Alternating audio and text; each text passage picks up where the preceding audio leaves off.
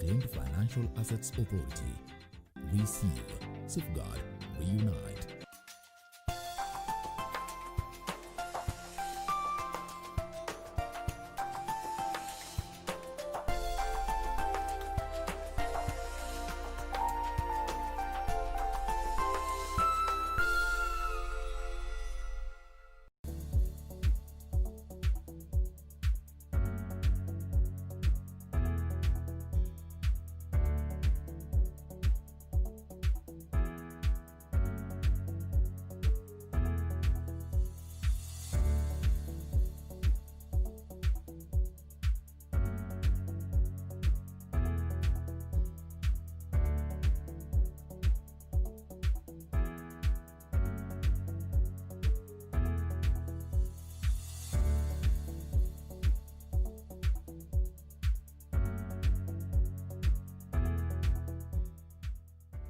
Tonight on KBC Channel 1. Madison Wanjala, then why does she get to keep her money?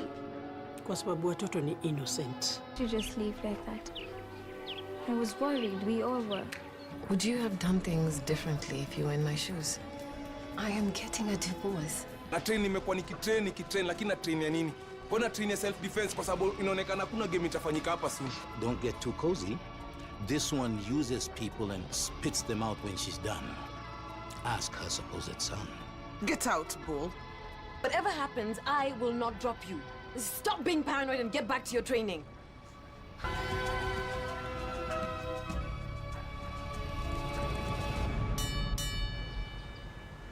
The procedure of reporting assets to the Unclaimed Financial Assets Authority simplified in the following easy steps. Step 1. Write an email to holders at ufaa.go.ke to request your profile to be created. Step 2. A link will be sent to the email provided for activation of the account. Step 3. Click on the link to activate the profile and change the password immediately. Step 4. For subsequent access, use the link provided here. In case of forgotten password, use Forgot Password link to create a new one. Step 5. After login, click on Assets to submit records, and if the client has subsidiary, you can create more users and manage users. Unclaimed Financial Assets Authority. Receive, safeguard, reunite.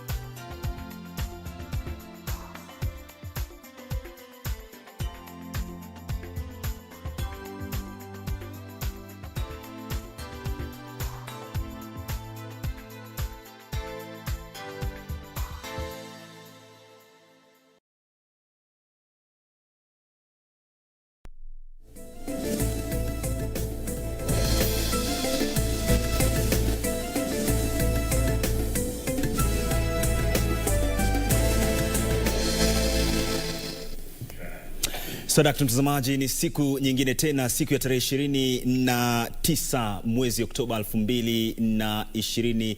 Ni siku Thursday ya mwisho kabisa katika mwezi huu wa 10. Hujambo, karibu sana katika Darubini ya Channel 1, siku ambapo Rais Uhuru Kenyatta amewaagiza maafisa wa polisi wawe na msimamo thabiti wanapokabiliana na vitisho kwa usalama wa kitaifa. Ni taarifa yake Wycliffe ambayo itakuwa inakujia, alafu pia Suleiman Yeri ametuandalia taarifa kuhusiana na mchakato mzima wa BBI, ambapo kiongozi wa upinzani Raila Odinga sasa amepuzilia mbali madai ya tume huru ya uchaguzi na mipaka kwamba kura ya maoni ya mpango wa BBI inaweza kugharimu takriban shilingi bilioni 14. Taarifa hiyo tunayo. Tutaingia pia mahakamani mtazamaji, kukujuza jinsi gani mahakama kuu hapa jijini Nairobi ambayo imefutilia mbali miswada 23.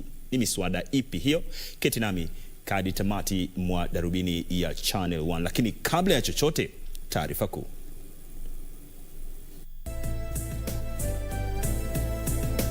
That going forward, the advice we have got from case management teams in the Ministry of Health is that the key fundamental management center is going to be home-based care.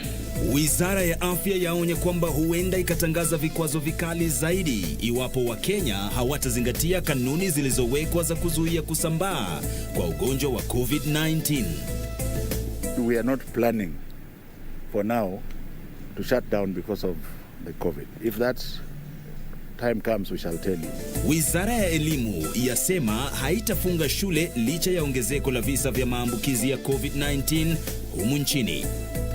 Let us not drive the country into a divisive engagement. Na naibu rais William Ruto awahimiza viongozi kushirikiana ili kuleta maafikiano katika mapendekezo kuhusu ripoti ya BBI.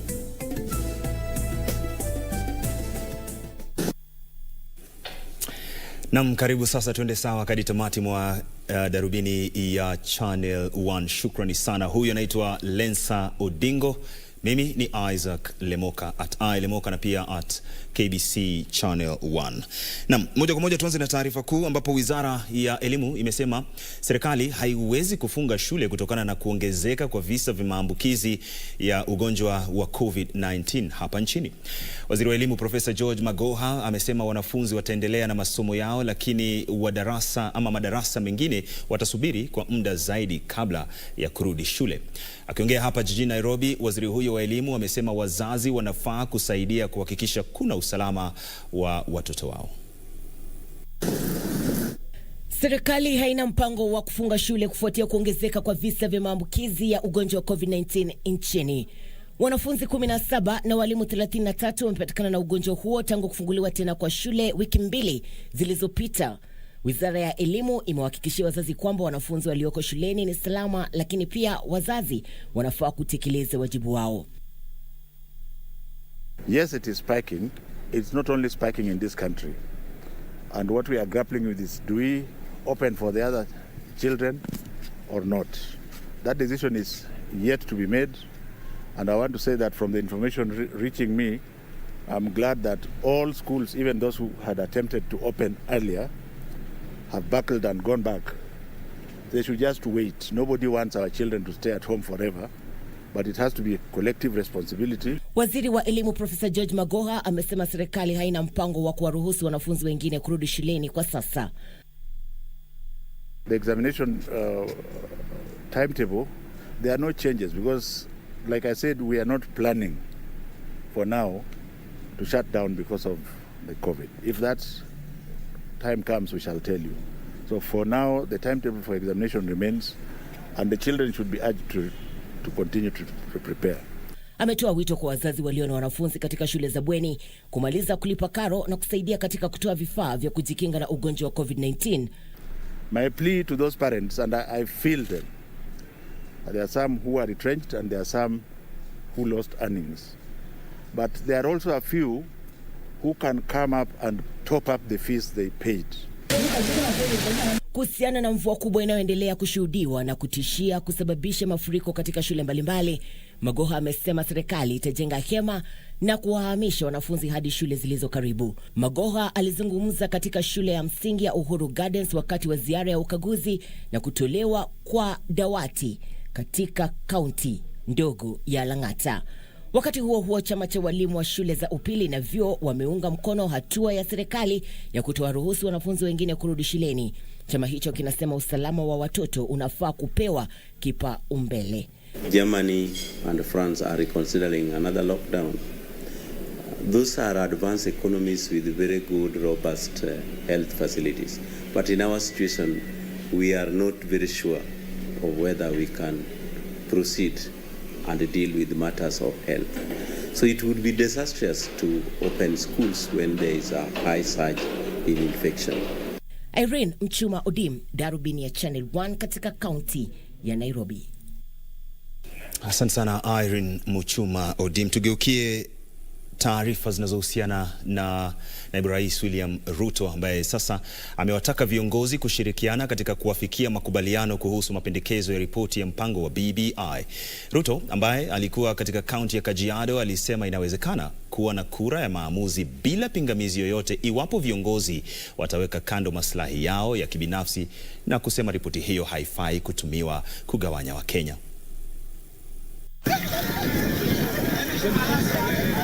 Naibu rais amehoji matamshi ya baadhi ya viongozi wanaopigia debe ripoti ya BBI ambayo amesema ni matamshi ya vitisho. Let us not drive the country into a divisive engagement. Akiongea leo katika kaunti ya Kajiado wakati wa hafla ya mazishi ya babaye seneta maalum Mary Seneta mzee Elijah Olekuyo huko Isinya, Ruto aliwataka viongozi kutii wito wa Rais Uhuru Kenyatta wa kuafikia makubaliano na kuzingatia maoni ya wengi wa Wakenya. It is possible for us if we eliminate selfish interests. It is possible for us to arrive at a consensus so that we can drive this process, unify the country, avoid unnecessary division. Even when we go to a referendum, let us have a non-contested referendum.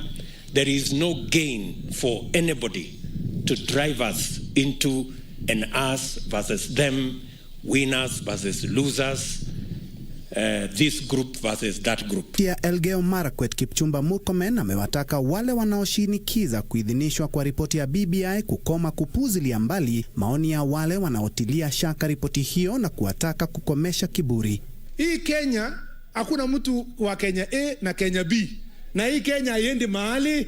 Tuketi wote meza moja, tukubaliane, tupitishe, kwa sababu inawezekana kuwa na win-win constitution ambaye kila mmoja anajisikia yeye ni Mkenya. Murkomen amesema kuwa kuna masuala zaidi ya yale yaliyoibuliwa na naibu rais wakati wa uzinduzi wa ripoti hiyo katika ukumbi wa Bomas ambayo yanahitaji kurekebishwa.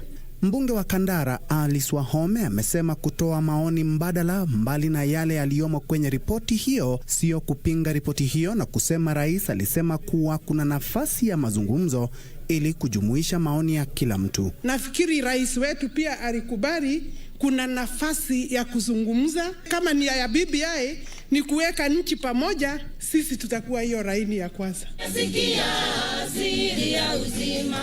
Nikiripotia Darubini, mimi ni Bentroy Njua.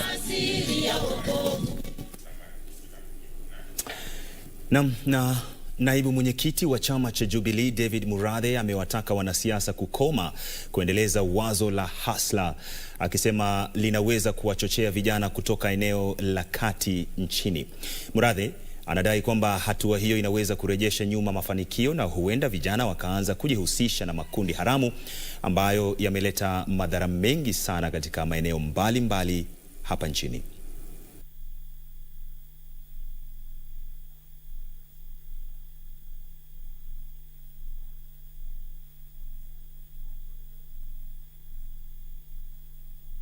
Cheleweshwa kutekelezwa kwa mpango huo wa BBI.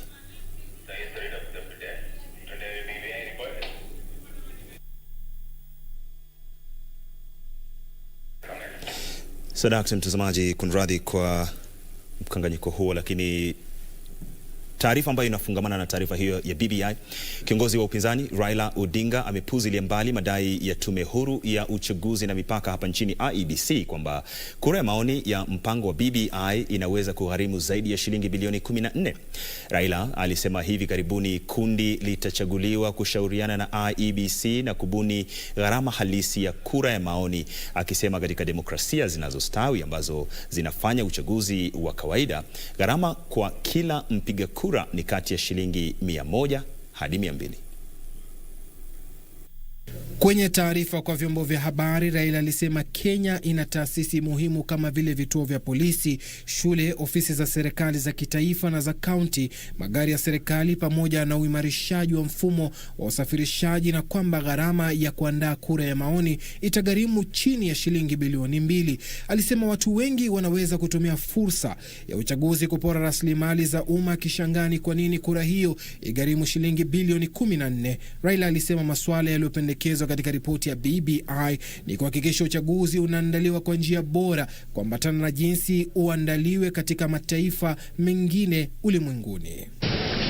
Wakati huo huo, huko Naivasha, spika wa Seneti Ken Lusaka amefafanua kwamba kamati ya Seneti kuhusu haki na kamati ya sheria inachambua kwa kina ripoti ya BBI kabla ya kutoa msimamo wake. Even if we are to go for a referendum to move forward with consensus, between say the two houses, because if the National Assembly and the Senate have some same level of comfort, then it will be easier, because I know some of these things will come to the National Assembly, then eventually come to the Senate. So we want a situation where we are reading from the same script and we move together as Parliament. Katika kaunti ya Lamu, katibu katika wizara ya usalama wa taifa Daktari Karanja Kibicho akiandamana na gavana Fahim Twaha wamejitokeza kuunga mkono mapendekezo ya BBI, wakisema mpango huo unakusudia kuboresha ustawi wa kijamii na kiuchumi pamoja na kisiasa nchini. Tusiende kwa hii safari kama tumejifunga macho ya wanasiasa, na msiende kwa hii safari mkiwa kama wala watu wengine nasikia wakiambiwa ati my mind is made, don't confuse me with facts. Mimi tayari nishaamua. Usiamue kabla usome. Pata 35% tusimamie vizuri, tutapiga hatua mbali sana inshallah. Matatizo mengi tutaweza kuyatatua na maendeleo mengi tutaweza kufanya makubwa na kwa haraka.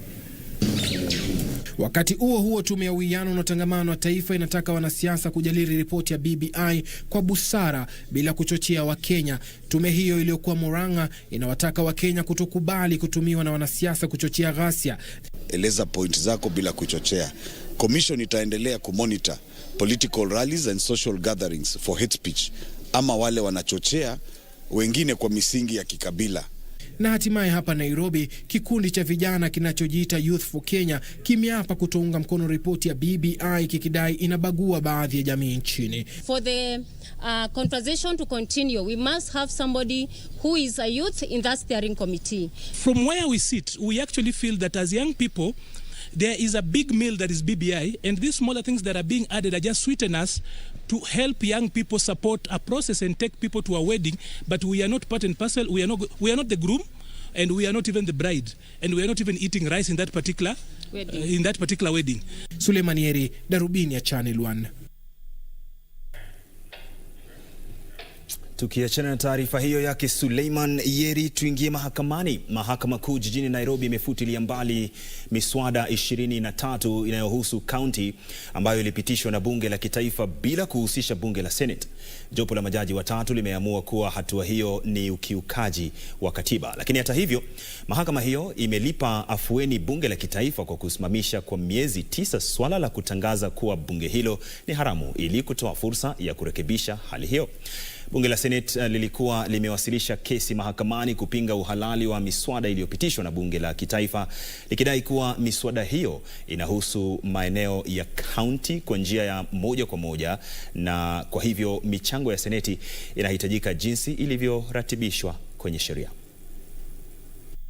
Bunge la kitaifa limepata pigo kubwa katika majukumu yake ya utunzi wa sheria baada ya mahakama kuu kufutilia mbali sheria zote mpya za marekebisho ya katiba zinazohusisha maeneo ya kaunti ambazo zilipitishwa bila kuhusisha bunge la Seneti. Majaji Jairus Nga, Anthony Ndungu na Teresia Madheka wamesema kupitishwa kwa sheria hizo 24 kulikiuka katiba. Miongoni mwa sheria zilizofutiliwa mbali ni pamoja na sheria ya marekebisho ya sheria kuhusu halmashauri ya usambazaji dawa hapa nchini KEMSA, ambayo ilihitaji maeneo ya kaunti kununua dawa na vifaa vya matibabu kutoka kwa halmashauri hiyo pekee. Sheria zingine zilizobatilishwa ni sheria ya marekebisho ya sheria kuhusu wadhamini wa mali, sheria ya mwaka 2018 kuhusu masorovea wa ujenzi, sheria ya marekebisho ya mwaka 2018 kuhusu utumiaji usiofaa wa tarakilishi na uhalifu wa mitandao, na sheria ya mwaka 2018 kuhusu marekebisho ya sheria mbalimbali, sheria ya marekebisho ya mwaka 2018 kuhusu ugavi wa pesa za hazina ya usawazishaji, sheria ya marekebisho nambari 6 ya mwaka 2018 kuhusu vyama vya akiba na mikopo, sheria ya marekebisho ya mwaka 2018 kuhusu huduma ya taifa kwa vijana, sheria ya marekebisho nambari 7 ya mwaka 2019 kuhusu michezo, na sheria ya marekebisho ya mwaka 2018 kuhusu tume ya uwiano na utangamano wa taifa. Majaji hao aidha wameagiza mabunge yote mawili kuhusishwa katika kupitisha sheria zinazohusu ugatuzi na maeneo ya kaunti. Kwingineko, washukiwa watatu waliokamatwa jana katika sehemu ya Kikopei kwenye barabara kuu ya Nairobi kuelekea Nakuru kwa madai ya ulanguzi wa kilo 762 za bangi ya dhamani ya shilingi milioni 22 wameachiliwa kwa dhamana ya shilingi milioni 8 na dhamana mbadala ya shilingi milioni 4 pesa taslimu. Bonaventure Ambani, Mike Arito na Frederick Oduor walikanusha mashtaka hayo mbele ya hakimu mkuu mwandamizi Daniel Ndungi, ambaye alitenga tarehe 5 Novemba mwaka huu kuwa siku ya kutajwa kwa kesi hiyo. Nikiripotia Darubini, mimi ni Ben Troy Njue.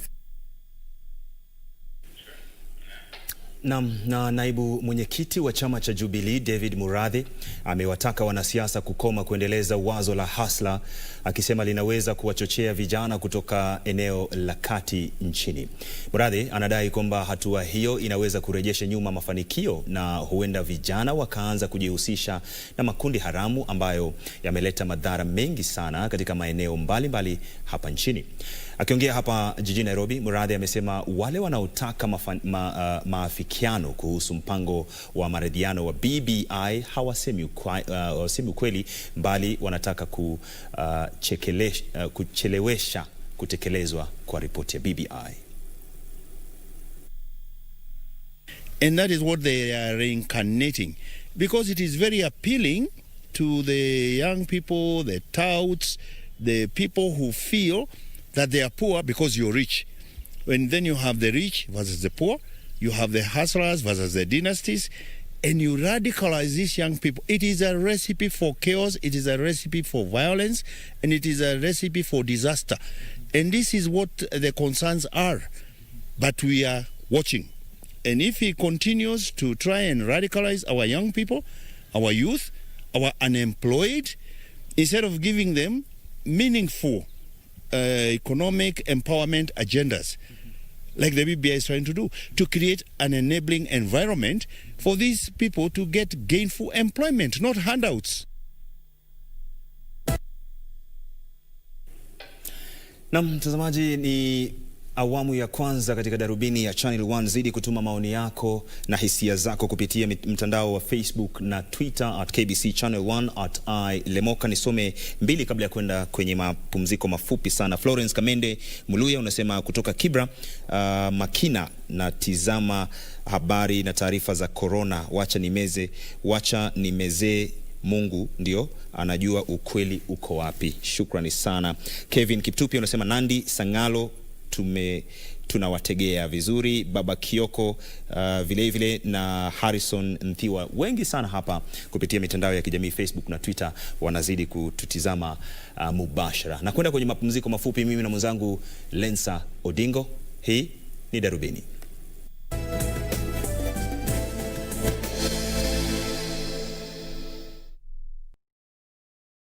Mimi ni mwanabiashara, niko na club inaitwa Miami Garden Resorts na iko located Matu. Tulipokuja tukajenga tukafikia almost finishing. Equity walituongelesha wakatuambia investment mmeweka hapa, tunaweza taka pia tukue partners na nyinyi. Wakatupatia boost. 2019 ndio tulifungua sasa.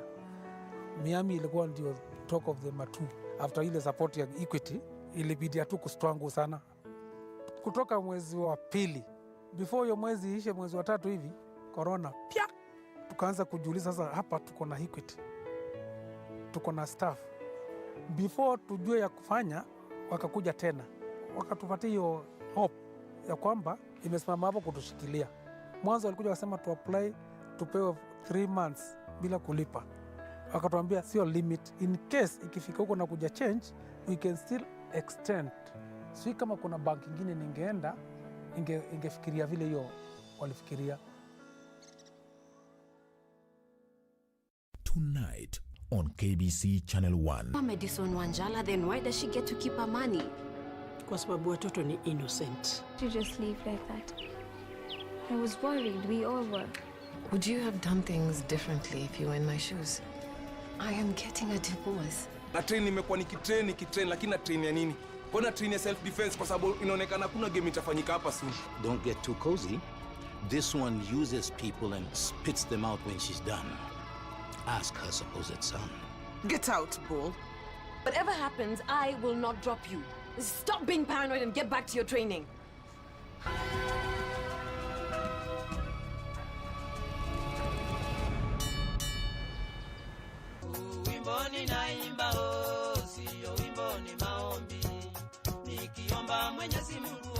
Wamefanya serikali yetu ama Kenya country yetu kujulikana kama sports people. Mashujaa ni watu wamefanya mambo tofauti. I celebrate all of them. They have done the nation or the community.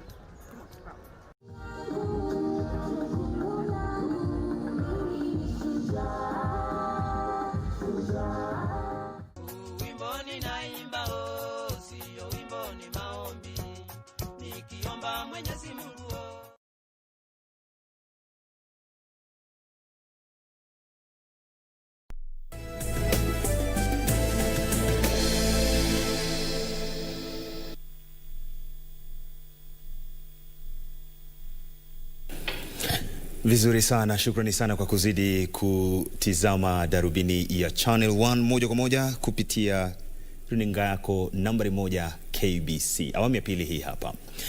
Wizara ya Afya imeonya kwamba huenda ikatangaza hatua kali zaidi iwapo Wakenya hawatatilia maanani ama kanuni za kuzuia kusambaa kwa ugonjwa wa COVID-19, huku nchi hii ikikumbwa na chamko la pili la maambukizi ya ugonjwa huo.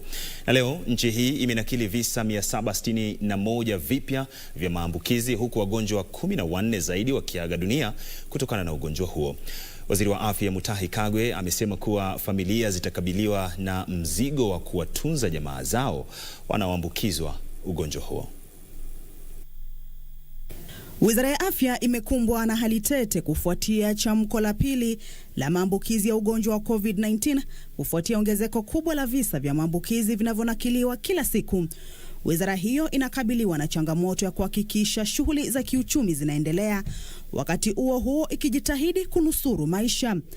Na leo nchi hii imenakili visa 761 vipya vya maambukizi ya ugonjwa huo katika muda wa saa 28 kufuatia kupimwa kwa sampuli 4830. Hiki kikiwa kiwango cha 15% cha maambukizi. Kadhalika wagonjwa 14 zaidi wameaga dunia katika kipindi hicho na kufikisha 964 jumla ya idadi ya wale walioaga dunia nchini. Waziri wa Afya Mutahi Kagwe amesema kuwa takwimu hizo zinaibua wasiwasi. This is from a low of about 4% average per week in the month of September. Clearly we have an issue to deal with. Up until yesterday, we have lost 54 lives to the disease this week alone. Kagwe amekariri kwamba huenda nchi hii kalazimika kuchukua hatua kali zaidi huku kiwango cha maambukizi kikiongezeka. Kwa sasa wagonjwa 1088 wamelazwa katika vituo vya afya vya kuwahudumia wagonjwa wa COVID-19 huku 35 wakiwa katika kitengo cha wagonjwa mahututi. Idadi hii kubwa ya wagonjwa inaibua wasiwasi kwani kuna msongamano wa wagonjwa waliolazwa hospitalini kutokana na ugonjwa huo. As a person, if you expose yourself or if you treat yourself carelessly, you must understand that the people who are going to take care of you are your own family members. And the reason why this is going to be the case in any event is there is a limit to how much and how many beds we can keep on creating in the country. Swala linaloibua wasiwasi zaidi miongoni mwa wahudumu wa afya ni utepetevu wa Wakenya ambao wanakiuka kanuni zilizowekwa, hali ambayo huenda ikasababisha madhara makubwa. Not wearing a mask can render you find a substantial amount of money. I think at the moment the monies involved are substantial. There are substantial amounts of money. But you make clear, we will send out a circular exactly to the police and elsewhere so that when they are enforcing these fines, then they will use the right figures. I can't remember offhand, but I think it's something like 20,000. Mnamo tarehe 4 mwezi ujao, serikali ya kitaifa na zile za kaunti zitaandaa mkutano wa 6 maalum kujadili hali ya COVID-19 nchini na kupendekeza hatua zitakazochukuliwa. Kamchemenza, Darubini ya Channel 1.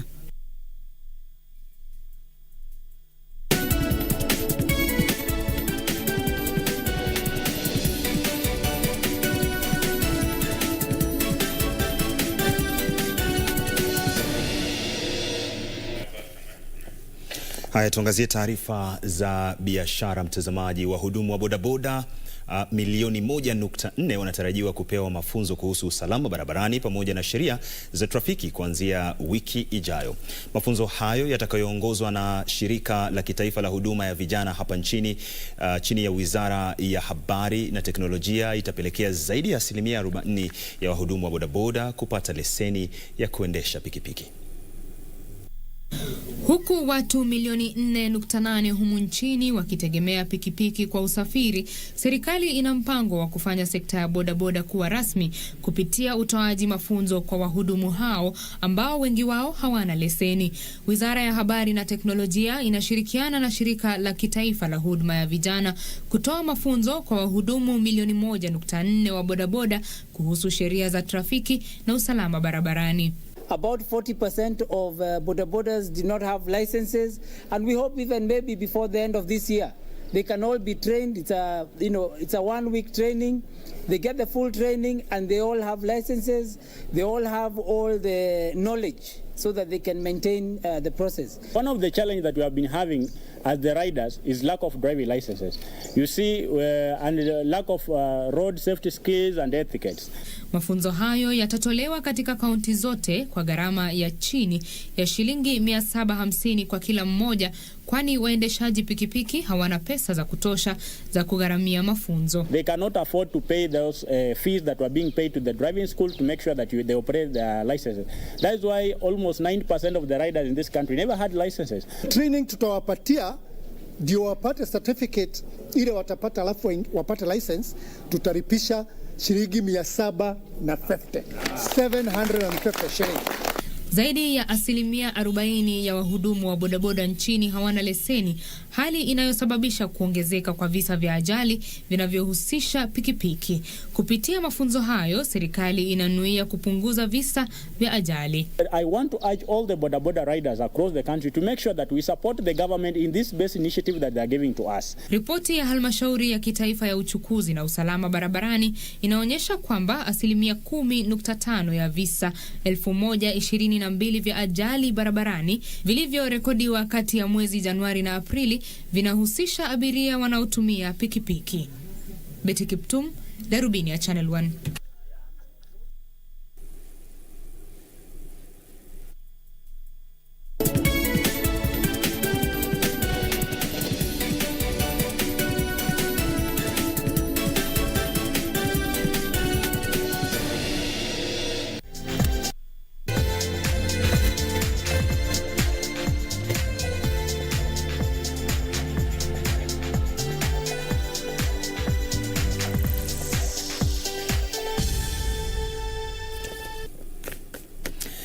Naam, ni wakati mufti sana kwako wewe mwanaspoti kupokea taarifa za spoti. Ni yapi ambayo yamejiri viwanjani? Kocha wa timu ya Ulinzi Stars Benjamin Nyangweso amelihimiza shirikisho la soka humu nchini FKF kuongezea muda wa msimu wa usajili wa wachezaji ili vilabu vipate muda wa kutosha wa kuwasajili wachezaji wapya.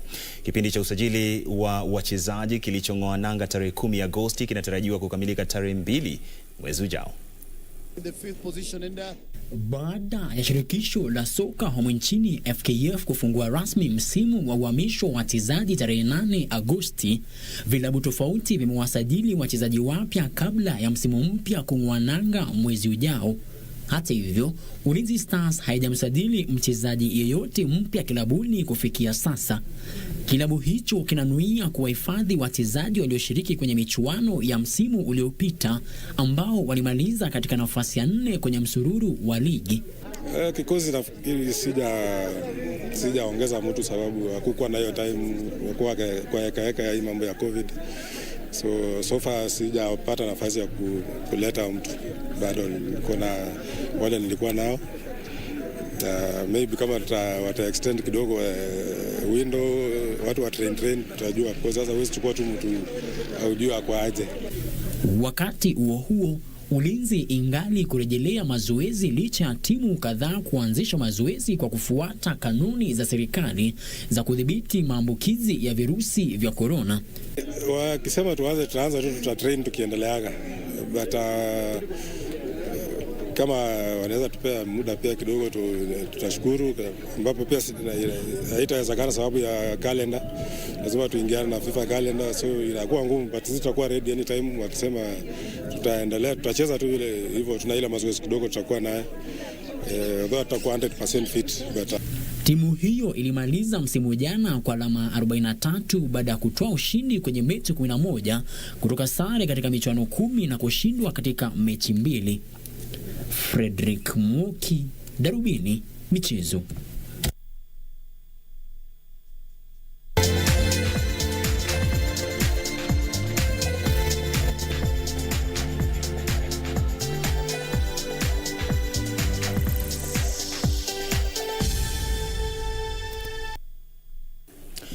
Na mtazamaji, muda ndo sina, lakini taarifa lukuki sana. Utazipokea taarifa hizi na nyingine katika taarifa zetu za saa 3 leo usiku, lakini shukrani sana kwa utazamaji wako wote walioshiriki katika kufanikisha Darubini ya Channel 1 usiku wa leo. Kuna Praxidis Juma kutoka Saudia walikuwa natazama, Florence Kamende Muluya pia, alafu kuna Sam Legundo kutoka Samburu na Alex Mulwa, wengi tu hapa kwenye mitandao ya kijamii. Asante sana. Maria Ambo anakujia na utabiri wa hali ya hewa. Huyu ni Lensa Odingo, mimi ni Lemoka na nimetoka.